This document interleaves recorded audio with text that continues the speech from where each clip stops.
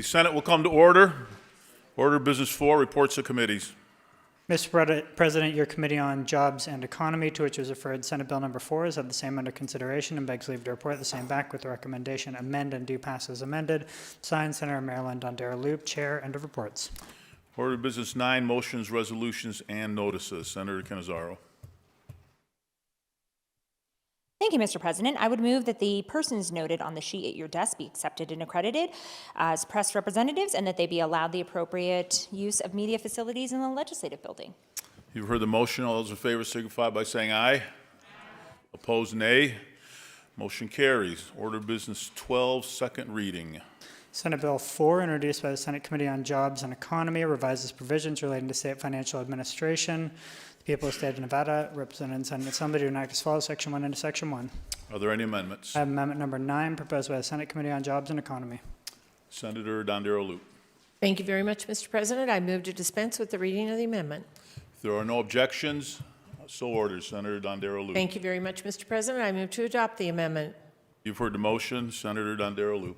Thank you very much, Mr. President. Amendment 9 to Senate Bill 4 does the following. It eliminates Section 2, adjusts the Clark County distribution amount in Section 6 to $8.1 million, changes the funding source in Section 13 from bond proceeds to a general fund appropriation, and adds a new section that amends the membership of the Commission on Innovation and Excellence in Education, and adds a new section that makes a general fund appropriation of $68.5 million of construction of a new building at UNLV Lee Business School.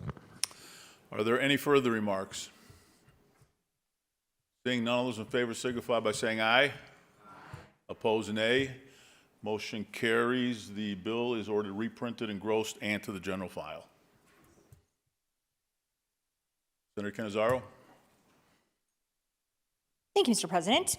I would move that all necessary rules be suspended, reading so far having considered second reading, rules further suspended, and that Senate Bill Number 4 be declared an emergency measure under the Constitution, that the reprinting of the bill be dispensed with, that the Secretary be authorized to insert Amendment Number 3 just adopted by the Senate, and that the bill be placed on general file for immediate consideration.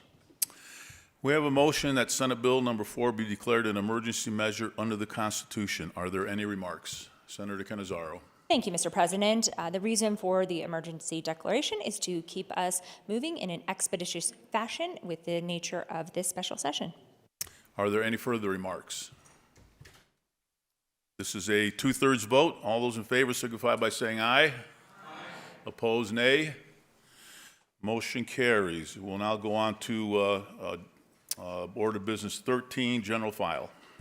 Senate Bill 4, introduced by the Senate Committee on Jobs and Economy, revises provisions relating to state financial and governmental administration. People of the state of Nevada, represented in Senate and Assembly, to enact as follows, Section 1 into Section 1. Are there any amendments? There are none. Section 17 into Section 17, end of bill. Are there any remarks from the floor? Senator Dondero-Loop. Thank you very much, Mr. President. Senate Bill 4, first reprint, makes various general fund appropriations to state agencies. All sections of the bill, except Section 12, become effective upon passage and approval. Section 12 becomes effective July 1st, 2026. Senator Titus. Thank you, Mr. President. I heard this bill and truly support everything in the bill, even this new amendment this evening supporting UNLV.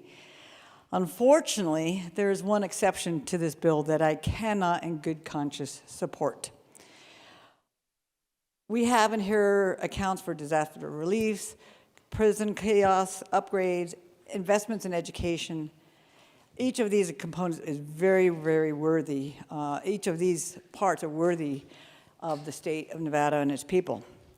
However, in Section 10 of this bill, I cannot absolutely in good conscience support it. It includes payments to insurance brokers for work they are already required to do. Under the current broker compliance process, all brokers are required to provide fair and unbiased enrollment assistance to all consumers.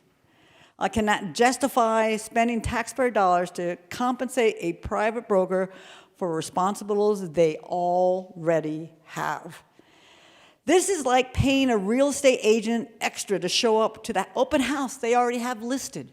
It does not make sense for the Nevada taxpayer. For this reason, I will be a no. Thank you, Mr. President. Are there further remarks? Senator Cannizzaro. Thank you, Mr. President. I rise in support of Senate Bill number 4, and I appreciate the minority leader's comments. I think we agree on some substance of some of the language for this appropriation, in that brokers in the state of Nevada should not be making determinations on whether or not they're going to refer people to appropriate health care plans just because they are not being compensated. But the fact of the matter is that is the system that we have, and that is the system that we are working within. And frankly, I am shocked that we would be in a situation where brokers who people rely on to give them access to affordable and accessible health care plans and who advise them on what plans may be available to them would be in a position to not give appropriate information to Nevadans who are struggling with health care accessibility and affordability. One of the things that the public option did, and what the battle-born plans that are coming online starting in 2026, the requirement thereof, when this legislation was passed, was to ensure that these plans not only utilize the same networks as our Medicaid providers, thus providing a good amount of access for Nevadans, but also are offered at a reduced rate. This is for all of these Nevadans who have been consistently uninsured because they do not qualify for Medicaid, they do not qualify for subsidies on the exchange, they find themselves without other ways in which to access health care. And to be clear, when someone does not have access to health insurance, that is not just a problem for anyone else. It is a problem for all of us because those individuals show up in emergency rooms with more acute, more complicated problems, taking up ER beds, taking on uncompensated care, which is a problem for our hospitals, for our providers, and also for everyone else who consumes health insurance because it takes the form of increased rates for everyone. So having people on insurance, and insurance that they can afford, not only lowers costs for everyone else, but also gives them access to something that we hear from constituents all the time, which is how can I take my child to the doctor if they are sick? If I am not feeling well or something is wrong with me, how can I make sure that that gets addressed? That's something we have an obligation to provide. And frankly, when we see at the federal government level that yet again we are playing politics with people's health and their health care and saying that there are certain people who are deserving of having access to care and certain people who are not, that is simply unacceptable. And when we see that there are people, Nevadans, who are going to be kicked off of Medicaid, where we are anticipating a loss of almost 100,000 people from our Medicaid rolls, and when we are looking at the idea that we may not have subsidies on the exchange, which make insurance affordable for Nevadans, that leaves a real problem here in our state for people who can afford insurance. And what this language is meant to do, and I don't disagree with the minority leader on why we should have to do this, because I also don't think that we should have to. But the problem is that right now there are a whole bunch of Nevadans who are about to find themselves without access to care and without the ability for these brokers, who are their pinch point, their place where they're going to find assistance in accessing health care. If they're not being told about these plans, like, yes, that is a problem. But the other piece of this is that we have a duty to make sure that people know that they can get insurance at a place where they can afford it and where they can actually access doctors. And that is what this money is going to be used for. And I know that there are fixes, clearly, that we may need to work on in a future legislature. But right now, we are at a very critical moment where people are going to begin to lose their access to health care. And we cannot stand here and be compliant in that. That is an emergency for this state. And this is a way for us to solve it in that interim period before we can take more immediate action to solve it at a higher level.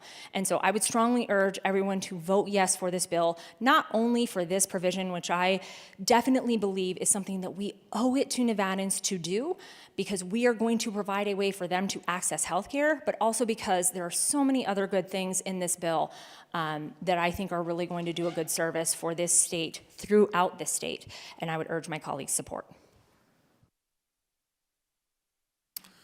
Any further remarks? Secretary will open the roll.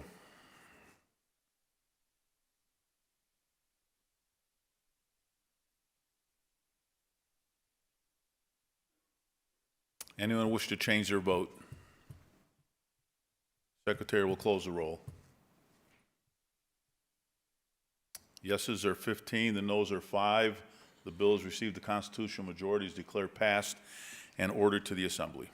That concludes Order Business 13 and the business of the desk for this legislative day. Order Business 16, remarks on the floor. Senator Cannizzaro. Thank you, Mr. President.